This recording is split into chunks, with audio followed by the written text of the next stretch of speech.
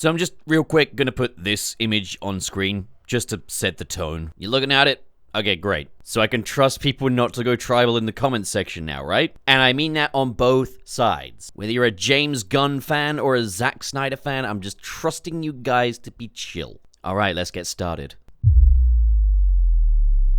My first immediate takeaway from this trailer was the dichotomy between Superman and Lois Lane. This is something that's very central to the movie as well. It's something that James Gunn, David Corenswet, and Rachel Brosnahan have talked about extensively. That Superman and Lois Lane are kind of going to have opposing ideologies. Superman being very idealistic and acting on his ideals, Lois Lane being much more cautious about legalities and due process. And how do we present that to the audience for the very first time in this trailer? With something a little familiar. Superman proposing an interview to Lois Lane. And as he does this, it's shot kind of intimately. The two are very close together. This is a romantic idea as far as Superman is concerned, so he's taken aback when Lois Lane doesn't compromise on her journalistic integrity. She gives him a proper grilling interview that she would give anyone else. And Superman's almost kind of hurt by that. But he's also kind of shocked at how any of this can be treated as relevant when there are lives on the line. So we get quite a visceral reaction from Superman. He's defending himself, which is something you don't usually see. This is something that I myself was, if anything, a little taken aback by when I first saw this trailer. I wasn't sure what to make of this. Ultimately, I do sympathize with Superman a great deal. I can also see what Lois Lane is saying and doing here as well. I can also respect where she's coming from. Even if I am naturally inclined to root for Superman, because low-key I'm pretty idealistic myself. There's that unwavering sense that saving lives is always right. There's a war going on in Baravia, and it is the right thing to do to intervene and stop the war. No ifs, ands, or buts, no need to consult with any other authority. This is the right thing to do. And Superman feels so passionately about this that he's kind of raising his voice at Lois. He's in shock. Is the woman he loves so willing to stand by her principles that she'd be willing to let people die? See, I'm used to Snyder's take on Superman. A Superman that is having crap hurled at him left, right, and center by news outlets, just the entire world. But he's more likely to go have a walk and think to himself for a little bit. He's not likely to yell at anybody. He's not likely to get defensive. He just accepts that humans are like that. He'd still die for them anyway. But I think that's because that version of Superman's Lois Lane was effectively ride or die on his ideology as well, which is not accurate. I do like it a lot. This is a more accurate version here where you've got Lois Lane and Superman kind of being at odds. Lois Lane has a slight sense of cynicism to her that is so inherently human. Something Superman can't really comprehend. But really, for just a few seconds at the start of the trailer, this is conveyed expertly. There are valid points coming from both sides of this argument, and they both stem from a place of personal principle. It's a clashing of two ideologies. My second takeaway is that there's going to be a theme of ideological coexistence, and that's going to stem from that core dynamic of Superman and Lois Lane that we talked about earlier. We've seen these two have quite a heated disagreement, but at the end of the day, unless there's some brand new twist here, this is Superman and Lois Lane, their endgame. They love each other. Despite their opposing ideologies, they develop an understanding of each other and each other's overall intentions and values. As extreme as circumstances may be, some of them being life or death, presumably by the end of the movie, they will come to an understanding of each other. And I think it's important to have a story like that in this current climate. I generally try to keep my political views separate from my YouTube content, but in order to explain why this theme would resonate with me and why I think this film is so necessary, I do need to kind of give my own perspective on some global event stuff. Politically speaking, I consider myself to be quite left-leaning, and I remember on the night that Trump was re-elected as the president, it was a landslide victory. It wasn't even any electoral college shenanigans, just a lot of people thought that Donald Trump was the better option. So, are all those people stupid? Are all those people full of hatred? I refuse to believe that, and took an opportunity to reflect. A lot of the people that voted, right or wrong, are probably just disenfranchised. Tired of being called the Fourth Reich just because they aired a somewhat conservative opinion online. Tired of the noise, tired of being made to feel guilty, tired of the alienation. And I kind of realized the cost of division that night. Are the masses going to side with the people that want you to lose your job, your family, your livelihood, all because you said something resembling a slur 10 years ago? Or are they going to side with the people that say, nah, it's okay, in fact, it's good? Right or wrong, their votes were counted, and not everyone has lived the same experiences that have informed my own views. I don't like Donald Trump. I think his election was a mistake. That's just my opinion, but I see why this has happened, and it is because of that division, that hostility, that alienation is what caused this to happen on such a level. There's no way everybody that voted for him is a piece of garbage. That's why I think this movie here, showing that Superman and Lois Lane have very opposing ideologies, and that they're going to learn to coexist with one another. Even down to the fact that Superman is like a small-town farm boy from Kansas, who doesn't believe in government intervention, doesn't believe in becoming a political stooge or anything like that, doesn't believe in doing things by the book. He doesn't want to be regulated. He values his liberty to act. And you got Lois Lane, Metropolis city girl,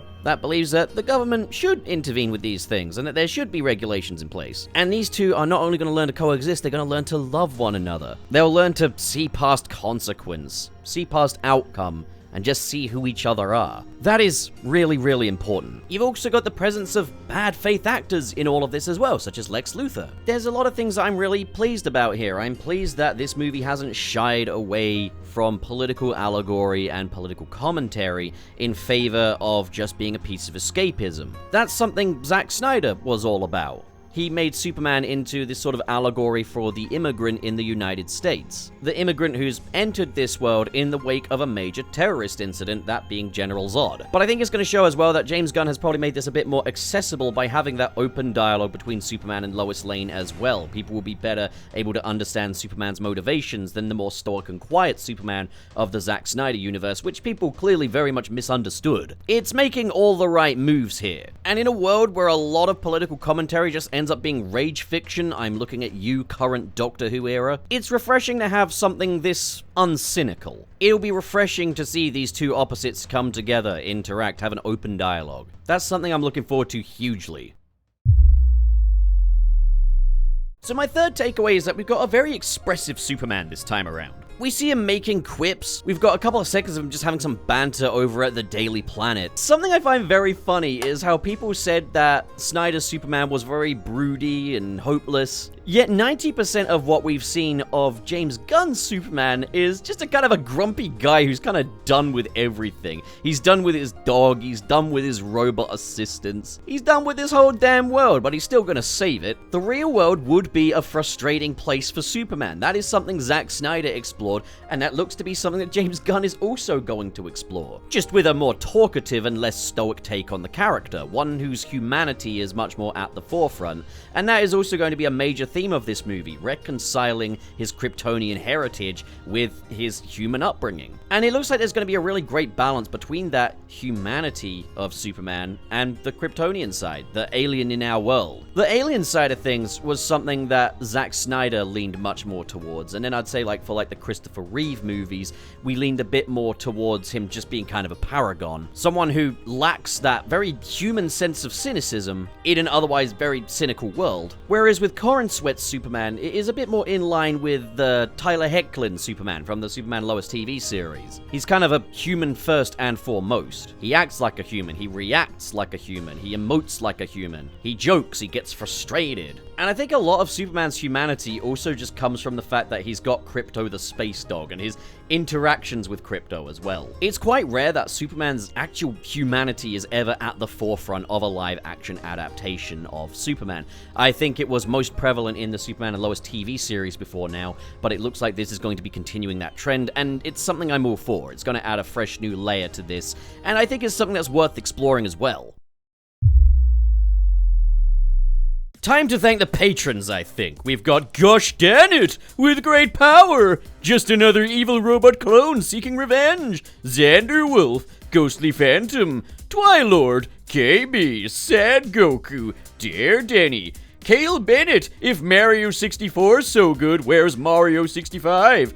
and Mr. SP, Sirius the Skeptic, and Biotin. Then in the $5 tier, we've got Press Play to Jason, welcome, new patron, Gideon Wells, Goober, Basic Content, Christopher, Reese Burns, Manalza, Goat Cannon, Litzy, Silver, Josh Strider, Grant Allen, Zach Brakowski, Marv Animation, Coco210, Joe Henshin, RT0, Carlex, SSS06, and Vera Wild. Thank you, good folks, so much for your generosity. And now, ladies and gentlemen, the rest of the video. So I want to talk about Maxwell Lord's Justice League International, what I'm presuming is the Justice League International. Maybe they'll call him something else in the movie. But we've got Mr. Terrific, we've got Hawkgirl, and we've got Guy Gardner's Green Lantern. And they all wear kind of uniform superhero costumes. They all have that Max Lord tech insignia on them. Because these are effectively government-approved superheroes that work within regulation. Again, the opposite of what Superman is trying to be in this movie. It's also worth watching the Peacemaker Season 2 trailer if you haven't already and you really like the Superman trailer, because you do get to see a bit more of them in that trailer interacting with Max Lord as they try to recruit Peacemaker. And I think that's quite a major thing here, is that Max Lord is trying to recruit superheroes into his team, and I'd imagine he's trying to recruit Superman into his team of government-approved superheroes that work in accordance with the law. So again, you've got very opposing ideologies. And they do seem to be working together, this Justice League International and Superman. Like, we never see them fight each other. We've seen shots where it looks like Hawkgirl is fighting the kaiju that Superman is up against. I think Mr. Terrific and Guy Gardner may be instrumental in Superman getting out of the Argus prison. And like, look, allegiances with Max Lord aside, like, Hawkgirl isn't a bad guy. Guy Gardner's a dick, but he's not a bad guy. Mr. Terrific isn't a bad guy. So I look forward to exploring what's kind of led them down that path to working with Maxwell Lord, who, to my understanding, is not a good guy. So, another takeaway is that Lex Luthor seems to have forged an alliance with the Engineer, who is a member of the Authority. The Authority being yet another ideologically opposed team to Superman. And it looks like she's getting her hands really dirty here, as she's working with Lex Luthor, she's destroying the robots in the Fortress of Solitude, she's getting into scraps with Krypto. We've also got Ultraman as well, who appears to be working for Lex Luthor. And in all of this, Lex Luthor seems to be the one majorly bad actor here. I'm not talking about Nicholas Holt's performance when I say that. I mean as in, like, the character is the bad actor in this situation. Probably co-opting the controversy surrounding Superman just to destroy him because he can't accept his existence. Sounds kind of familiar to me. And in Nicholas Holt's performance as well, I am detecting some of that sort of unhinged personality, that very unstable character. I think Ego is doing a lot of the talking for Lex Luthor in this. Remember when I said earlier that, like, something that people on the left, like myself, need to learn to come to terms with is that not everybody ideologically opposed to us is going to be full of hatred. Lex Luthor is. Lex Luthor is that guy. Lex Luthor is that bogeyman. That's what I'm taking away from this. So another takeaway is that Argus are investigating Superman. Rick Flag Sr. is looking into Superman's intervention in Boravia. And Argus have always been about homeland security. That's always been the illusion that they've kind of put the people under. But we know that they're pretty dodgy based on, like, Amanda Waller's actions in The Suicide Squad and Peacemaker. Like, Amanda Waller isn't a good person. But obviously, as the first part of this new DCU, we need to reintroduce that. And we've seen that in the Argus prison with Superman is Metamorpho, who seems to be sat reluctantly holding onto a piece of kryptonite while Superman is being beaten. But notice how Metamorpho is just kind of sat there. Metamorpho isn't a bad guy. Like, if you've looked at the comics, he has been a threat in the past, but he's not a bad guy. He's someone who was wrongly exposed to a substance that turned him into this shape-shifting creature by Simon Stagg. He's someone who just wants to go back to being human again. I think we could be in for some exciting character moments if we see Superman and Metamorpho interacting, which I don't see why we shouldn't have. Metamorpho, someone who wants to be human again, and Superman, someone who's spent his life being human, becoming human. Maybe we could see Superman help Metamorpho in this sense. And he looks great as well. He looks just like that classic Metamorpho design. But I'm really looking forward to Metamorpho in this movie. It's something that I don't hear people talking about as much as Metamorpho. But, like, I'm excited to see him. Another other takeaway is the Kents. And it appears that Jonathan Kent is still alive in this version. Usually you only get one Kent if you're lucky. But no, it appears that the Kents are alive and well. And that one difference with like Snyder's version of like Jonathan Kent is that this Jonathan Kent is someone who really does kind of inspire virtue on Superman, rather than believing he should stay hidden, which is a different route to take, one that is definitely more accurate to most of the source material, I'd say. Even though I still love Snyder's version, I think this is naturally going to resonate with people a bit more and come off as probably a little less confusing than what they did with a lot of Jonathan Kent stuff in the Snyder universe. I do love that part where Martha Kent says, "Oh, grab your boots, I've cleaned your boots," just before he's about to fly into battle. That family dynamic, just from the few seconds we've seen, looks great. I think this is what makes this a great first main trailer as well, because it's been interesting with the publicity of this movie so far. We had, like, the teaser, which was quite a big teaser as far as teaser trailers go, and then we had a sneak peek, which was like that clip of Superman in the Fortress of Solitude, and I think everything's been very meticulously chosen. We've been introduced to Superman very gradually through these sneak peeks and teasers, shown all different corners of his kind of personality, but like, you know, with the sneak peek, we very much explored Krypto the Superdog and Superman. With the other teaser trailer, we kind of just got a glimpse of just Superman in this world, effectively. This one has showcased all corners of this universe really well. All the different sort of, I guess, ideological factions. We've established Lois Lane's dichotomy with Superman in this trailer. We've established the Kents, what kind of values they hold. We've seen a bit more of Max Lord's Justice League International. We're seeing a bit more of what Superman is actually getting up to and some of the consequences of that, such as his fight with the Hammer of Baravia. This is a really big movie. There's a lot packed into this. Imagine if they, like, revealed, oh yeah, who are the villains of the Superman movie? Let's see, you got Lex Luthor, you got the Hammer of Baravia, you've got this brand new kaiju character, the Engineer, Ultraman. People would be panicking. Yeah, everything is very seamlessly introduced in just this 3-minute trailer here, so I have a lot of good faith that the film's storytelling is going to be very smooth. We're also seeing a lot of James Gunn's directing style as well, and how that's going to lend to Superman action, and what's going to make his action sequences different from Zack Snyder's and Richard Donner's. And I think one aspect to it is that we've got this very active camera with James Gunn. That is one thing that James Gunn movies often have in their action sequences, is this incredibly active camera that almost feels like you, the viewer, are participating in the action. Something that comes to mind is like the hallway fight from Guardians of the Galaxy 3. You've got a lot of one-shots that just kind of follow the characters through these action sequences, passing perspective around, and I'm really looking forward to seeing that applied to Superman, and we're already seeing quite a bit of it here, even in just, like, regular scenes, such as, like, the little Clark Kent running into Pa Kent's arms. But we're also seeing a lot of that with Mr. Terrific as well, which really adds a great sense of purpose to that action scene. It's like, where's he going, you know? So, final overall verdict on this trailer. It's given me a lot to say in 3 minutes, I'm gonna say that much. And I won't lie, there is some speculation in there. It could be that Superman and Lois break up in this movie and they never see each other again. And the message is division. You can't make it work, who knows? I might have just aired my own political views for absolutely no reason. I really do have no idea, but this does appear to be a film that does have stuff on its mind that is relevant to the real world. I guess what's making me happy here is that as a fan of what Zack Snyder did with Superman, this new reboot doesn't seem to be abandoning any of that. It's still Superman with a lot of, like, narrative and thematic ties to the real world. It's not just a piece of escapist fantasy like I think a lot of people were asking for. And we're also not just kind of reverting him back to being a Christopher Reeve Superman either. David Corenswet feels like his own Superman. I can't imagine Christopher Reeve delivering some of the dialogue that David Corenswet has here. I can't imagine Henry Cavill doing that either, because they're just not playing that version of the character. But I think what we're seeing here is a very thematically rich, thoughtful movie, which is what I wanted above all else. It also just happens to be the most comic booky looking comic book movie in live action from the looks of things. Maybe, I don't know.